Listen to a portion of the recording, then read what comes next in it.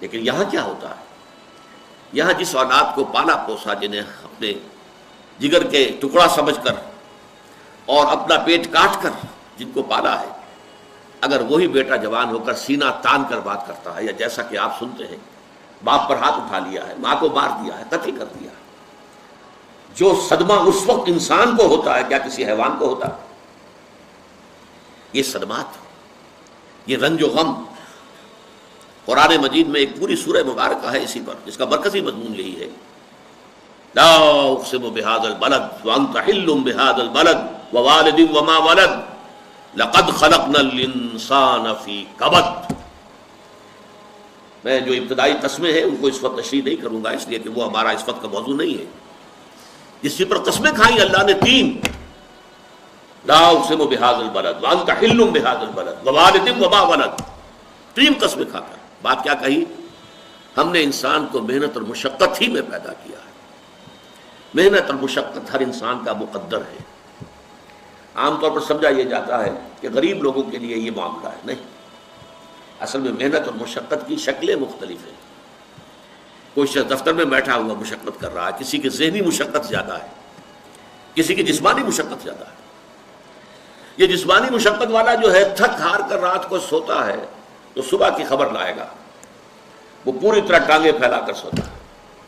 اور یہ جو ذہنی مشقت کرنے والے ہیں، لمبی لمبی کاروں میں چلنے والے اور بڑے بڑے محلوں میں رہنے والے، ایئر کنڈیشنڈ آفیسز اور بنگلوں میں رہنے والے، ان کی راتوں کی نیند حرام ہو جاتی ہے۔ ان کو جو مسائل درپیش ہوتے ہیں، انہیں جو صدمے ہوتے ہیں، انہیں جو فرسٹریشنز ہوتی ہیں، یہ نقصان ہو گیا ہے، یہ معاملہ ہو گیا ہے، فلاں نے یہ کر دیا ہے، فلاں پرابلم پیدا ہو گیا ہے، یہ ساری چیزیں جو ہیں یہ اس غریب مزدور کے لیے نہیں ہوتی۔ آپ کو معلوم ہے ہپنوٹکس کی ضرورت جو ہے انہی عمرا کو ہوتی ہے، سیڈیٹیوز کی ضرورت انہی کو ہوتی ہے، ٹرینکولائزرز انہی کو چاہیے، انہیں نرم گدیروں کے اوپر نیند نہیں آتی۔ تو مشقت اور محنت ہر ایک کے لیے ہے۔ صدمہ، غالب نے بہت خوب کہا تھا، قید حیات و بند غم اصل میں دونوں ایک ہیں۔ موت سے پہلے آدمی غم سے نجات پائے کیوں؟ یہ انسان کا مقدر ہے، یہ تو ہو کر رہنے والی شے ہے۔ غم تو رہے گا، صدمہ رہے گا۔ آپ کو شاید یاد آیا ہو، ایک بڑی عظیم ہستی گزری ہے انسانی تاریخ میں، گوتم بدھ، کپل وستو کا شہزادہ، at the prime of his youth, 30 برس کی عمر۔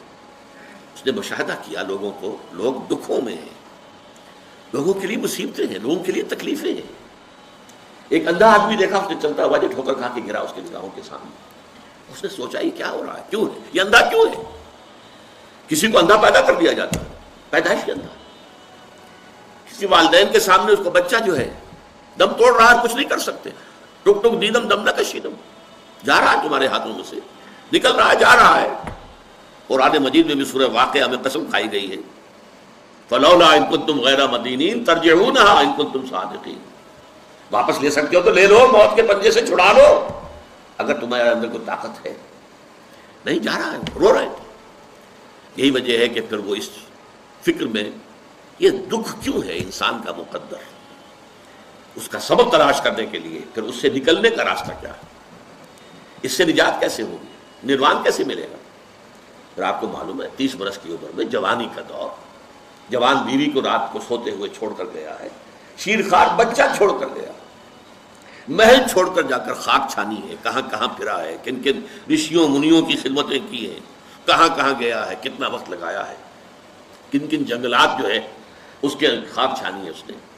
بہرحال اسے کیا ملا کیا نہیں ملا یہ میں اس سے بحث نہیں کرتا، اس لیے کہ ظاہر بات ہے کہ وہ حضرت مسیح علیہ السلام سے بھی قبل کی شخصیت ہے، اور اکثر لوگوں کی تعلیمات بگڑ گئی ہیں۔ حضرت مسیح علیہ السلام کی تعلیمات اگر قرآن مجید ہمیں نہ بتائے تو ہمیں کیسے معلوم ہو کہ ان کی اصل تعلیم کیا تھی؟ عیسائی جس مسیح کو ماننے والے ہیں اس مسیح کو تو ہم نہیں مانتے، اللہ کا بیٹا تو ہم نہیں مانتے، لیکن اگر قرآن مجید واضح نہ کرتا تو ہمیں کیسے معلوم ہوگا؟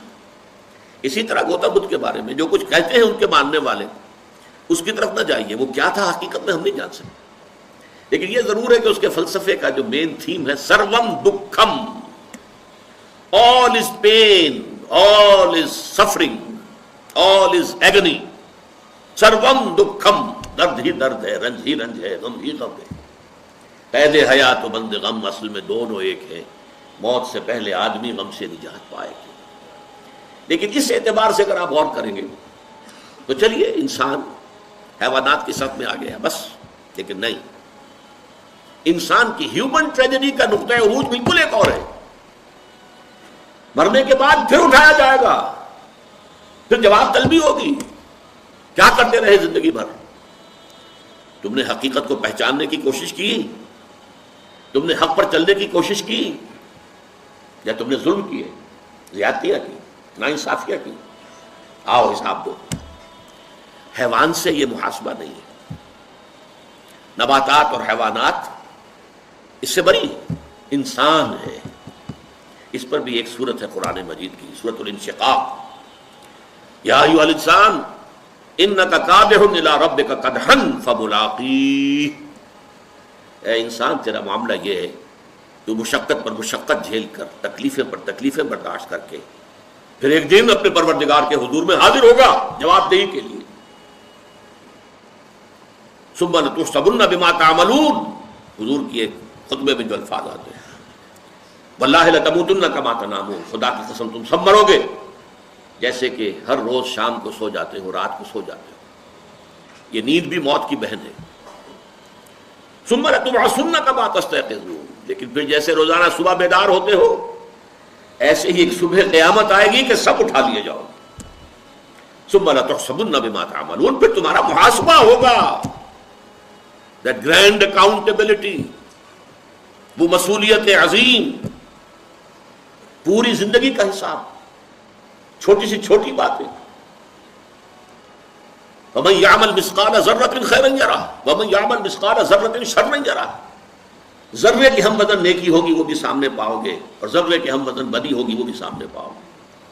انسان چیخ اٹھے گا، مَا لِهَٰذَا الْكِتَابِ، یہ اعمال نامہ کیسا ہے، لَا يُغَادِرُ صَغِيرَةً وَلَا كَبِيرَةً إِلَّا أَحْصَاهَا، اس نے تو نہ چھوٹی چیزیں چھوڑی ہیں نہ بڑی چیزیں چھوڑی ہیں، تمام کا احاطہ کر